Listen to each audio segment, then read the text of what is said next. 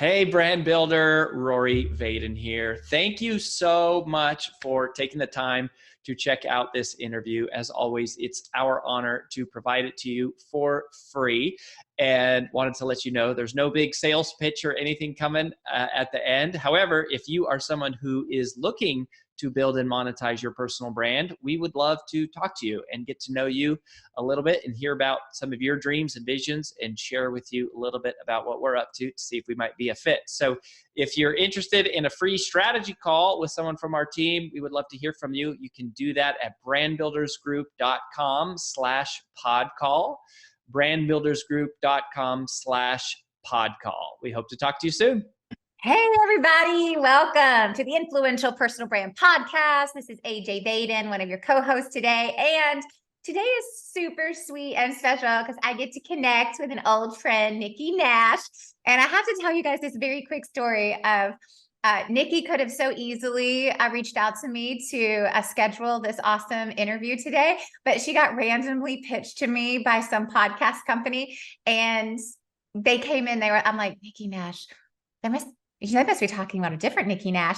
And then when it was the same Nikki, I was like, just so you guys know, I know this woman and you should not get credit for this. So, I am so grateful for this random organization who cold marketed me to pitch me on a good friend and an old client. So I am so excited to have Nikki on the show. But before I give her a formal introduction, I want everyone to know what we're talking about today and why you need to stick around. So this should be appealing to anyone and everyone who is listening.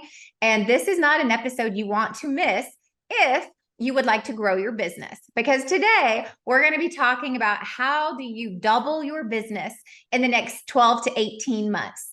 And if you are that visionary CEO or small business owner, like what are the core things, the key things that you should be doing to double your business?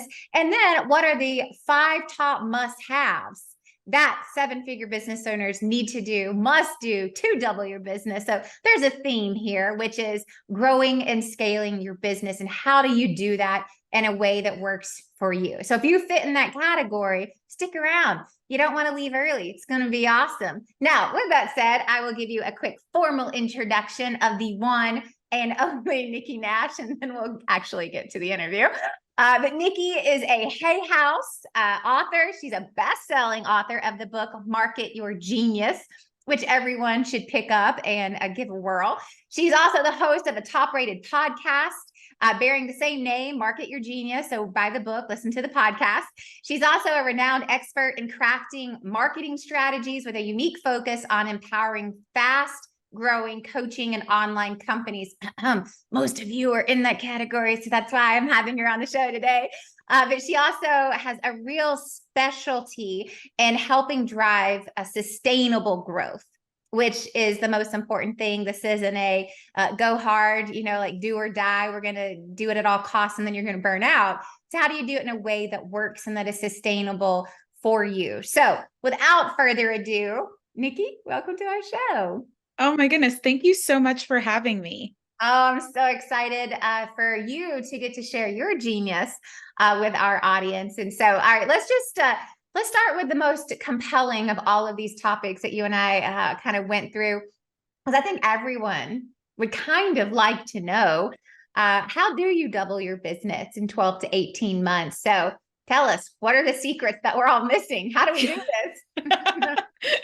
I mean, the super simple answer is to have a really crystal clear strategy and focus. But the reality is that there are a couple of ways to grow your business really quickly. And one of them is the obvious. It's like bring on a bunch of new clients. That's what a lot of people think about. They're like, oh, I got to market and get new leads and get new clients. But people often forget about the magic of your existing clients and past clients. And that's honestly the fastest way to go, because the probability of selling to an existing client is 60% higher than selling to a new client. So if you can think about your existing clients, and there are kind of like 3 ways that they can help you, if they can buy more, right? Like if they're already in a program and you have them buy a VIP day or buy a additional course or a session or something, then that's bringing in more money pretty quickly. If you have them stay longer in your programming, then wow, okay, then that's having them spend more money with you over their lifetime. And the other piece that a lot of people don't think about is if they can get their current clients to refer them new clients, right? Because when they have clients coming in, it's just known that the referred clients end up staying longer and spending more money than clients that just come to you not from a referral. And so those are kind of the existing clients magic. And what I usually do when someone wants to double their business is we sit down, we do the math, and we look at, okay, which is most likely going to happen in that time frame? Is it, oh, just dump more money on ads if you want to and bring in new clients? Or is it, can we really multiply the business through existing clients? And that tends for most people to be a lot faster. And cheaper. And cheaper. Oh my gosh. It just makes the money that you do spend on the front end or the time you spend on the front end have much higher ROI, because it's like, oh, I brought this client in with my blood, sweat, tears, and money, but it's actually bringing in way more money than it did, last year or last month when you focus on really getting the most out of your existing clients. Yeah. So I'd love to talk about each of those, because I think each of those categories are like standalone opportunities to really go. It's like, man, you could double your business with any one of these 3 categories that you kind of mentioned. So let's start with the first one, with selling to your existing clients, right? Which means you have to have more than one product offering, one service offering. So for the people who are listening that are going, I only offer this one thing. What do I do? What would you say is like a great starting place to go? You don't have to create a whole new business model to have new service offerings. So what would be a great place to go? All right, let's evaluate where you are and think about what is that next offering that you could bring in with, the least amount of, friction. Yeah. I mean, the easiest thing for me is to ask yourself, what are your clients really, really needing right now? Like, do you have a group of them that are all saying, man, AJ, I love building out my focus and my personal brand, but I really could use some help with this TED Talk or TEDx I have coming up, and I've got to talk, and you already have these offers. You're like, no worries. I'm going to bring a group of people together and teach them how to craft their talk, right? That could be something that you just add on because you have a bunch of clients that are having a similar pain point or asking for a similar request. And you can bring them together and just say, hey, on this day, come in person, come virtually. I'm going to show you how to do this thing, right? That's easy. If there's something your clients are struggling with that's naturally easy for you and you could bang it out in a few minutes, do that, right? Like, I'll give you an example for my business. A lot of clients come to me and say, Nikki, I know that I want to create content, but I just can't come up with ideas. I sit there by myself and I've got nothing. I sit and listen to people talk for 5 minutes and I have a million ideas for what content they should be posting online. And so I just literally offer time with clients to sit down and I interview them, kind of like how we're doing right now, as if it were a podcast interview, ask them a ton of questions about their expertise. And I just let my brain go with ideas and I write them all down and then I give it to them in a nice templated document that's personalized for them. Here are your content prompts and your content ideas.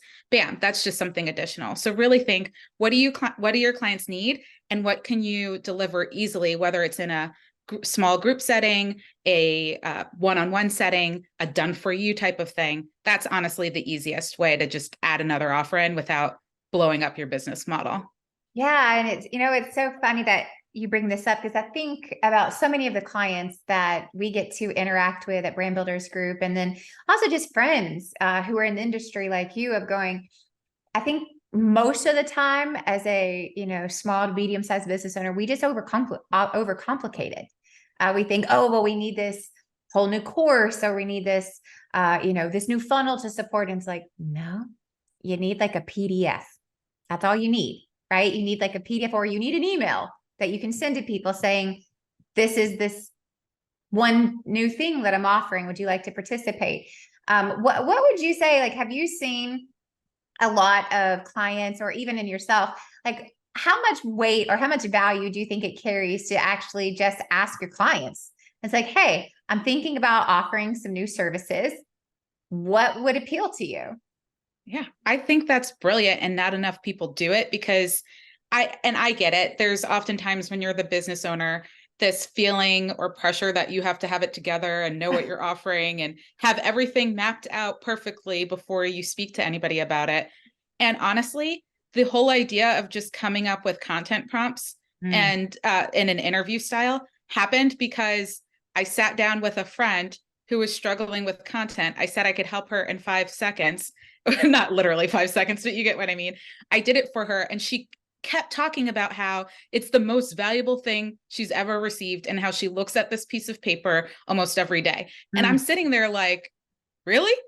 And I just started asking people, hey, if I did something like this, would this be of value to you? And the number of people that said yes, because I struggle with it. And oftentimes business owners don't realize what a gift they have, because for me, coming up with content ideas and content prompts, I can do all day, every day, probably while I'm sleeping. So in my mind, I'm like, everybody can do that, but it's not even sort of true. And so really take the time, ask people, what is it that they need? What would be of huge value to them? And you never know what's going to come out of it. Yeah, it's like that old saying, one man's trash is another man's treasure. And it's like one woman's genius is another woman's frustration. And it's like we all have these unique geniuses within us that someone else is like, this is the best thing I've ever seen. It took me literally 10 minutes. I can't even believe I charged you for this. Right. And it's like, so I love that of going, I mean, how many of us as business owners don't even pay attention to those little comments of like, this one thing changed my life, because you take it for granted how easy it was for you to do. So like a big takeaway I kind of just wrote down is just, as you're delivering your products and services, like pay attention to asking questions like, what was the most impactful thing that you received? Like, what did you love most about this program or this experience? And then try to duplicate that in a fashion for others. I love that. Yeah. Right. And it's such a great reminder, just because it's easy for you does not mean it's easy for anyone else. And there is likely many people out there who would pay you to do the thing that you take for granted that you do for yourself. I love that. That's so good. All right. So the next category, retention. Right. Yes. So not having to replace your clients and not constantly find new ones has everything to do with, can you keep the ones you have? Can you keep them? So what do we need to know when it comes to retaining our customers? What do we need to be paying attention to? Yeah, I mean, the first thing that I would say is to realize that you can retain your clients. I remember for myself, and I laugh so hard when I look back and picture myself going through this, but I remember one of my first clients on a coaching call said to me, oh, Nikki, I know our sessions are coming to an end, and I just wanted to have a conversation with you about how we can keep working together. And I sat there and I'm like, you know what? I would love to do that. Why don't we schedule a separate call? Because then we can talk through what that would look like so that we don't use up your coaching session. But absolutely, I have a system and for working with clients longer. I did not, but I was like, oh, absolutely. Like we can keep working together. I was like, that's a problem for later, Nikki. Today, Nikki is just going to schedule that meeting. And it was the first time my brain went, oh my gosh, I have, I think I started with a 3-month package, and then I think I extended it to 6 months, but I never thought about what happened after those 3 months or 6 months, at all. And I just went, oh, I help you. You're here for 3 months and then see you later. Yeah. And so, number one, realize you can work with folks longer. Number two, if you want to, right? There may be some clients that you're like, okay, hit the road, Jack. The time is up. I never want to see you again. Hopefully that's few and far between.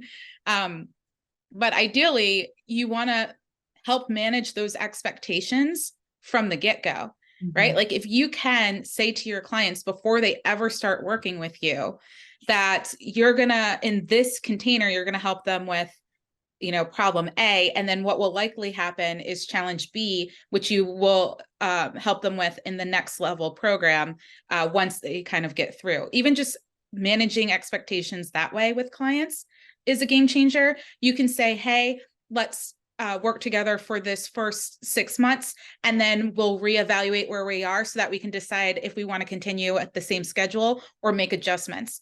Just languaging it that way sets the expectation in a client's mind that they're going to be working with you longer. Because the second you put a time limit on it, they have a time limit in their head, you have a time limit in their head, and it's harder to retain them. So that's number one. And then the second piece of this is really about delivering a freaking amazing experience. Because if you aren't focused on client success, client happiness, clients aren't going to stay with you, right? They're not going to stay. Even if they have a great experience, or especially if they don't have a great experience. So you want to make sure that you're delivering from that perspective. Yeah, I love that. There's so many comments I have on this. Like, our internal mantra at Brand Builders Group for our membership community is utilization equals retention. If they're not using it, at some point, they're going to say, why am I paying for this?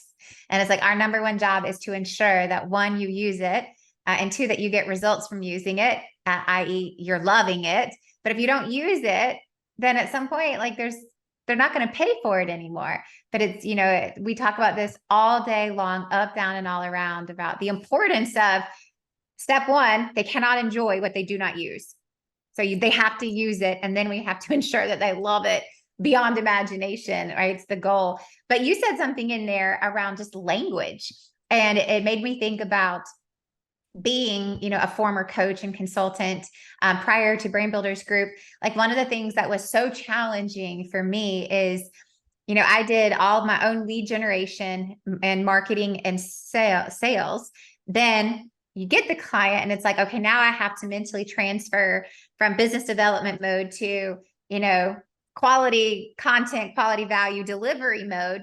And then it's like, at some point you got to be like, no, you can't really leave the sales part over there. The sales has to come along with you, so that you're always reiterating, hey, like, this is part one of our time together. And this is the initial terms of our agreement. And let's talk about continuity plans and a maintenance strategy. And, all of those words that once you transition from business development mode into delivery, you forget to use, because you're so focused on providing value. But what I hear you saying is like, no, we got to have that part of this into every single conversation, so that you're priming people to be with you way beyond those initial terms.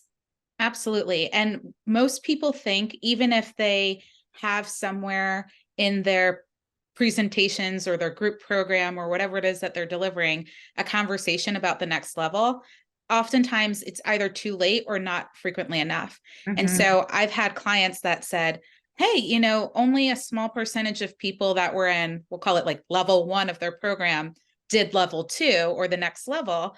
And my first question is, how often did you talk about it? How did you position it to them? Did you bring in examples or case studies from folks that are in that program? Did you make it sound like it was a must do for them? And oftentimes I hear, oh, well, in our second to last call, I brought it up, and then I brought it up again in the last call. And I'm like, whoa, people just, it's way too late. Really, I believe those conversations should start in marketing. Like, before they even swipe their credit card or, transfer money, you should be having conversations about staying with you throughout a long-term relationship. And so I think that's number one. But number two, get comfortable with speaking about it often and using those language, like continuing to work with you, or after you hit this milestone, here's what's next for us. And speaking about that all the time just helps people know that you're both in it to win it. It's kind of like dating, right? Like, if you're dating someone and in your mind you've planned your wedding and they're just like, let's have some fun, it's probably not going to go well. So you want to clearly communicate your marriage plans early on and make sure they're comfortable with it before you even get to the wedding. Maybe not exactly like dating, but I totally agree with that. It's, but I think the part of it is most people bring it up too late. Yeah. Right. And it's like, it's very similar to dating. Like, I had this nickname Can't believe I'm sharing this, but in college, my nickname was the one date wonder. And it's like, because I was like, if I don't think I'm going to marry you, I don't need to go on a second date with you. It's like, what am I doing here? I was like already thinking like, no, listen, I am dating to get married, not to have fun. So you're not the one. Bye. And it was like, but it's a little bit like that. It's like, be upfront about it and talk about it from the very beginning. Like I remember I literally told this one guy at the end of like, I think I went on a second date because I wasn't sure. And I was like, well, this is our last date. And he goes, what do you mean this is our last date? And I'm like, well, you're not the one. So this is our last date. And it's a little bit like that. If you don't have those conversations early, it's too late. And it's like, now it feels like you're back in a sales conversation. And on the client end, it's like, okay, well, that's weird because, I've been working with you for 6 months and we have this relationship. Now I feel like you're selling me again, when all you had to do is tell me from the beginning, hey, this initial 6 months, here's what we're going to be working on. And then we'll talk about the next 6 months. If you set those expectations early, it never feels like I'm re-entering a sales conversation. It always feels like, oh yeah, you told me that every single time we talked. And now here we are. So it's like, the more you talk about it, the easier it is. Yeah. For both people. Yeah, I love that. All right. And now referrals, which I think, in my opinion, most people just don't do. Why they don't do it is beyond me, because I do it way too much. I'm on the other end of the spectrum, but it's like, I think people don't know how to do it. So what I would love for you is to, like, what's the best way for people to go about getting referrals from their clients? Because I think that everyone knows that in theory they should be doing it, and yet they don't. Yeah, I think step one is to really just, in your DNA and in the company's DNA, be comfortable and set that expectation and almost that mindset that our clients are going to love us so freaking much, they're going to refer other people, and that this is a community where people just want to bring their folks into. And you have to start there, because I think so often, business owners, you have so much going on. I've had early in my business, I obviously forgot to even retain my clients, let alone I stopped marketing, and I've been in marketing for like decades, and I forgot to market while I was delivering. I just stopped marketing. So you just forget, things go out of your mind. And so you want to just put it back in there and set it as an expectation. Like, we get client referrals, our clients refer us. And again, that's a conversation that you can honestly start in the marketing. Like you can say things like, we're so excited for you to join this community, and we want to make sure that it's such an amazing experience that you're bringing your friends in. We want this to feel like a family. We want this to feel like a community. We want that, you just talk about it. Yeah. And so you set that expectation of referrals from the beginning, so that when you talk to your clients about it, it's not weird, right? You want to start there, but then you also want to bring it up often, right? I have someone who I work with, and we talk about how they're going to ask their clients for referrals next time. And there are multiple ways that you can ask clients for referrals. Some people have Facebook groups. So you can say things like, hey, who is somebody who would get a lot of value out of our programming? Invite them into the Facebook group. Hey, we're doing a challenge. Who can you share this with? Oh, the challenge is over, but we have the replays on a page. Here's the link so that you can share it with anybody that you can think of. And so step number one is making it really easy for people to refer, right? If you have a membership portal with a training, have a section on referring people, right? Make it so easy where people just have to click a button or copy language or something like that, right? Number two, and this I always think of from BNI, and I think you were in a BNI back in the day too, and I was in BNI back in the day. I was a disaster. I was like, I don't know what I do. But here's my card. Give it to everybody. Right. I can tell you what I don't do. Give me a list of things, and I don't do any of that, but I can't tell you what I do. But for those who don't know, BNI stands for Business Networking International. And what happens is you'll have a local chapter, and you'll have people that all have different businesses, so they can't be competitors, but the idea is everybody's referring business to each other. And so this tip came from my experience in BNI, which was really getting crystal clear on the person you want to be referred into the program. You need to describe, what would somebody hear someone say to know that they're a good fit for your program, right? If you are, I'm going to just weight loss, and it seems to just be the easiest example. But if you're like, oh, I'm looking for a woman who is in her 40s or plus, who is saying that no matter what they do, they just can't seem to lose the last 20 pounds. That's really clear, right? So you want to have a crystal clear picture for someone to go, oh, I totally know someone like that. And then the next thing I will say is, once you have a clear picture, ask them for one person, right? Can you think of one person who is 40 plus, who is, been trying to lose those last 20 pounds and can't seem to shake it? Then their brain starts filtering through, oh, who's the one person? And oftentimes they'll think of more than one person, in which they may give you more than one. But if you ask them for just one, it focuses them. If you ask them for anyone, their brain's like, I can't think of anyone. That's everybody I've ever met in my life. That's too big. But if you give them a specific number, it makes it easier for their brain to kind of process and think. Totally agree. And I think if people would simplify it, they would have more confidence in asking. But I'm actually so glad you brought up BNI. I don't even know if BNI still exists, but if it does, y'all should look it up. I should look it up. But if it does, if you feel really uncomfortable with this part of your business, that is a great place to like force yourself to learn and practice, because everyone is voluntarily signing up and paying to be a part of a group where we're doing this together. And I remember I was a part of it a really long time. And it was like, it's like Toastmasters to me, where it's like you go to Toastmasters, if you've ever heard of that, to practice public speaking in a safe environment, right? It's like the circle of trust. You can be really bad at this in here so that you get better for out there. I feel like that's how BNI is for asking for referrals. And it creates a forced environment where everyone has to stand up and you practice, and then it gets a little easier, and you practice some more and it gets a little easier because everyone is doing it together. So I don't know if that still exists, but it was so good for me in my early business years to give me the accountability and a safe arena of going, I can suck at this. It's okay. Because everyone's like, it's okay. Just keep going. It's like, okay. But sometimes we need that. We need that. But I love what you said too about the number one thing you got to know here is you have to know who you want to be referred to. And the clearer you are is only going to help you. And it's like, I just remember I was doing a but a complimentary mastermind for my girlfriend who runs this sales mastermind. And she wanted me to come in and talk about asking for referrals.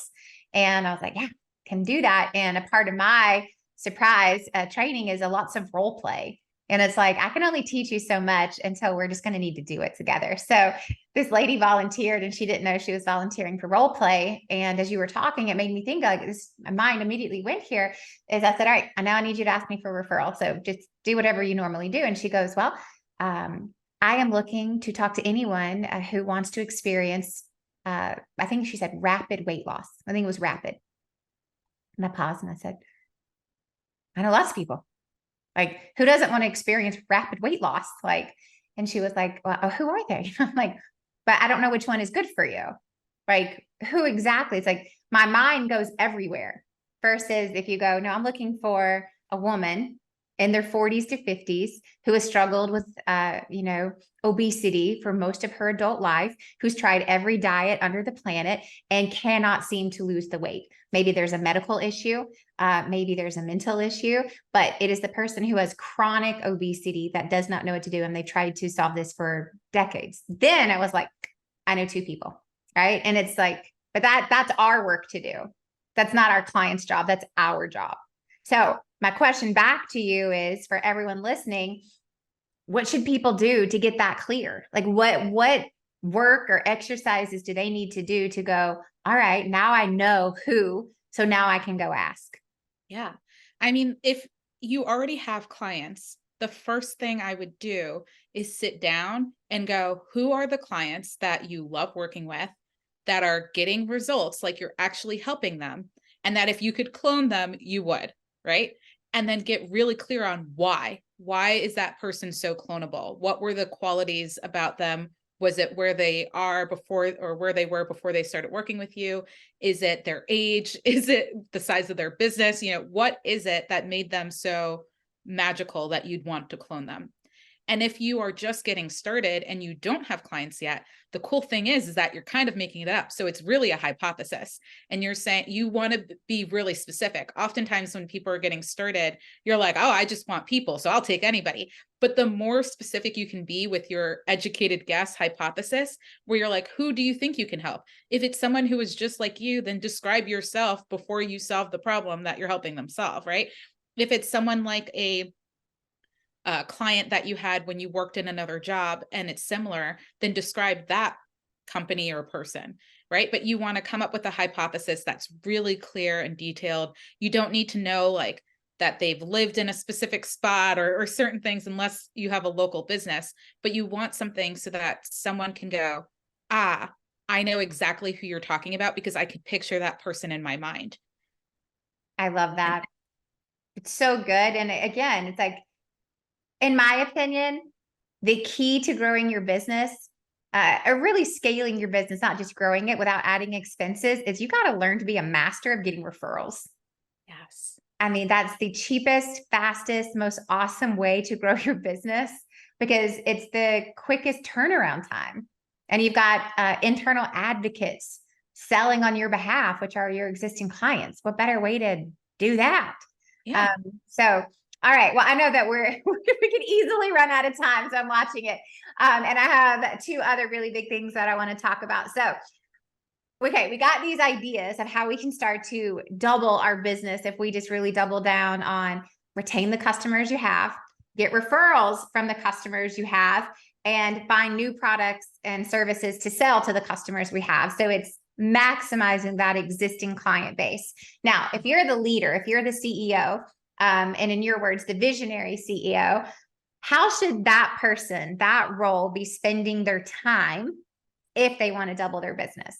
Yeah. So if you want to double your business, the first thing that I would say that a visionary CEO needs to be focused on, and this is really whether you have a big team or a small team or no team, you have to be clear on where the business is going, right? Like we just listed out a ton of ideas and a ton of ways, right? Which are you going to focus on? Are you going to focus on selling more to your existing clients? Are you going to focus on client referrals?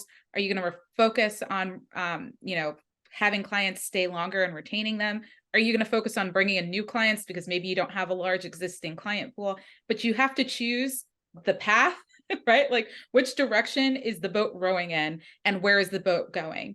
And that level of clarity is so important for every person that touches your business, even if it's a volunteer, a VA, your child who's helping you with social media, or a big team. But you want to have crystal clear clarity on where the business is going for the next 12, or 18 months, and the general pathway that you're using to get there. Or if you have a definite plan, then the plan to get there, knowing that it may have to shift and adjust as you're implementing. But that's number one. If you don't have clarity on where you're going and the direction that you're going in, like how you're getting there, you'll end up just trying everything under the sun and not moving anywhere. Yeah, just even like with the three things we talked about, we started with like, those are three standalone components. It's like, don't do all of them at the same time. Pick like, what's my strategy we're going after? Have the plan, know it, it's like, what do they say? It's like, always start with the end in mind. Yes. It's like, you got to know where you're headed so you can figure out the path to get there. Yep. Now, Stephen Covey's habit number 2. It's my favorite one. It's good, but if we don't do that, it's like we're frantically looking at yesterday and today, and we forget to look at tomorrow, because there's a lot vying for our attention, which kind of leads me to my next question, which is, you said there's 5 must-haves for 7-figure business owners to double their business. And I think I really would like to know what those are. Yeah. So one is you have the clear pathway. And this also falls under the visionary CEO's peer view, is you have to have a freaking magical offer thing that you're selling, right? Mm-hmm. Because usually if you're going to double your business, you're probably not going to spend all of your time on like 10 different products. That's just not effective, efficient. Focusing is key. So whether you're having some clients buy more, or you're just trying to keep them in a program longer, you have to be really clear on what is it that you are going to sell. Maybe it's two things that will make up that revenue. And so you have to have clarity on the offer. Then you have to be really clear. Number two is like on who that offer is perfect for, because you might have, depending on the size of your business, you might have a couple of different types of clients and a couple of different types of programs. And you may really need to sit down and go, okay, where is the biggest growth opportunity coming from, right? Is it selling a $97 program where you might need to sell thousands or millions of them to double your business? Or do you have something that's higher ticket that you need fewer people, but if you can get the right people, bam, you're doubling your business. And so you need to know who the heck you're selling to, right? So super clear offer, super clear person, target audience for that offer. And then you need to have a really clear message and positioning for that offer so that the person knows why they need it, especially if it's a new offer for your existing clients, or if they're staying longer, why they need to stay longer in this thing, right? Or if it's referral, why they need to refer other people to it, like what's in it for them. But your messaging has to be clear. And I want to like sit with that one for a second, because I think so many people are like, my thing's not selling, my thing's not selling, it must be the thing. And oftentimes it's the person that you are selling to still has no idea what it is that you're selling. I mean, I cannot second that enough. Like I second that 1,000 times. And because we both live in this industry and the business of doing what we do, I cannot tell you how often when someone tries to explain to me what they do, I go, I don't know what that is. I don't know what that means. And I think one of the things that I have discovered from just doing this as long as I have is that they actually don't know either. They haven't done the hard work to go, this is actually the problem that what I do solves. And this is how it solves it.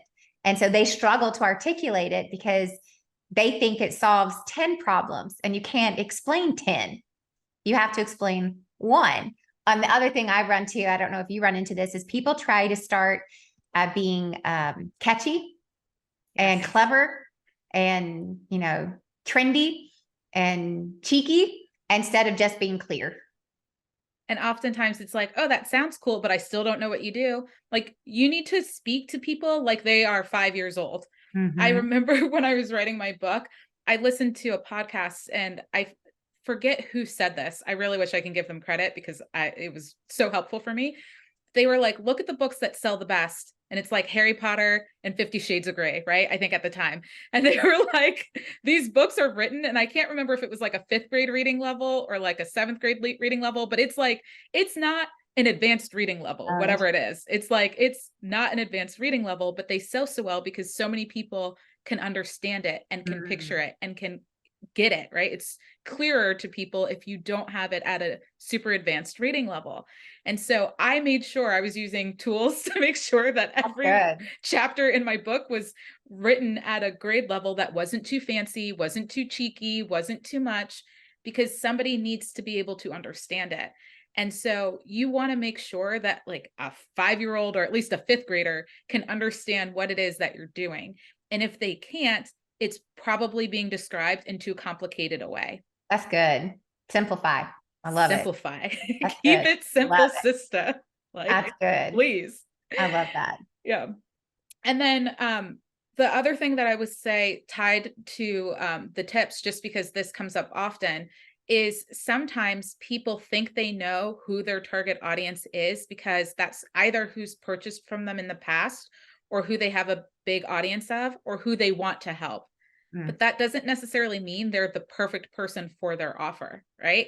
Like, I have a client who has an amazing dashboard for helping entrepreneurs truly know their numbers and make decisions based off of their numbers. That stuff is way too complicated for the people that she's been selling it to. Like, they get it when they're in her program and she's training and developing them. But when I was at that level, I didn't have, I looked at numbers, but not like that. This is for someone who has like team in a bigger size business, and really has a lot of people making decisions so that they're all on the same page.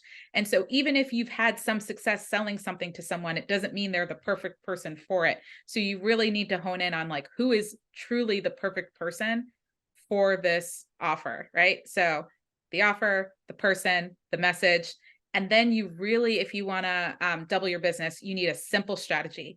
What's the game plan? Keep it super, super simple.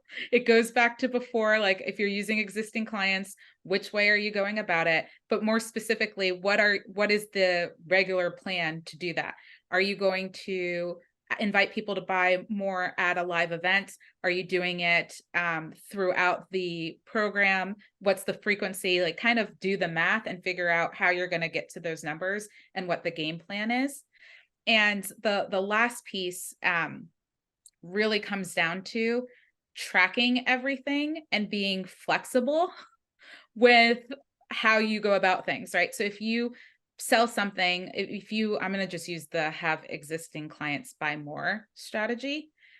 If you have an offer that you're putting in front of clients and not a lot of people buy it, then don't be afraid to go back to your clients and ask them, hey, I noticed only a few of you took me up on this offer. The ones who did, ask them why they did. The ones who didn't, ask them why they didn't.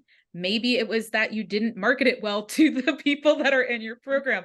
Maybe they didn't understand the value of it. Maybe it wasn't exactly what they needed, and what they needed was something else. Bam, then offer that next time, right? Like I think too often people give up too soon. And so the fifth way, if you really want to double your business, it's you just have to keep going and keep trying and keep tweaking what it is that you're doing. And then you'll figure out what the formula is. There's no perfect formula that you can have on paper before you get started. It's a building the machine while you're on the machine, riding the machine down the road type of thing. It's like build the car. It's so true. It's like, yeah, it reminds me of that analogy that someone's like, being an entrepreneur is like jumping off a cliff and trying to build an airplane on your way down, right? Yeah. It's like, it's a little bit like that. But you know what I love about every one of these, and I'm just going to recap these for everyone. It's you have to have clarity on your offer, clear on who the offer is for. You got to have a clear message on that offer. You have to have a simple strategy that you can follow, and then a way to track, report, and get feedback to make sure it's working. And what I love about all of that is it's simple, right? It does not have to be complex. We're not trying to make it complex. We're trying to make it usable, doable. And you need to do the same thing for your clients, which is know what your offer is, know who it's for, make sure you have clarity on the message for it, make sure you have a way to actually go after it, and then a way to track and get feedback. And it's one of those things where it's like it feels too easy to be true. And most good things in life are. And we as humans overcomplicate everything because we think that in order for it to be amazing and be smart, it has to be complex, when the smartest things and the best things are usually the easiest, simplest things in the world. Absolutely. Nikki, this has been awesome. I know that we are out of time, and it's like I could probably spend another hour just talking just like random strategy with you. If people want to stay in touch with you, where should they go? Yeah, I mean, the easiest place to go is to just go to nikkinash.co. That's my website. And it links to literally anything that is right for you at this moment, whether it's getting access to my podcast or my book or working with me in one of my programs. So I highly recommend just going to the website, keep it simple. Yeah. So everyone, it's nikkinash.co. And she's got an awesome offer on her website with a free masterclass. So we will put that link in the show notes. And Nikki, if they want to follow you on social media, what's your preferred platform? Ooh, okay. I am currently getting really into LinkedIn. So I'm going to say, hit me up on LinkedIn. It's really easy. Like once you do the whole LinkedIn and the /n, I like slash thing. My name's just Nikki Nash on LinkedIn. You can't miss me, essentially. And I'll grab that specific link, throw it in the show notes so everyone can go connect with you on LinkedIn, check out your content, and then go to nikkinash.co. Nikki, love you. So happy that you were on the show. Everybody else, stick around for the recap, and I will see you next time on The Influential Personal Brand.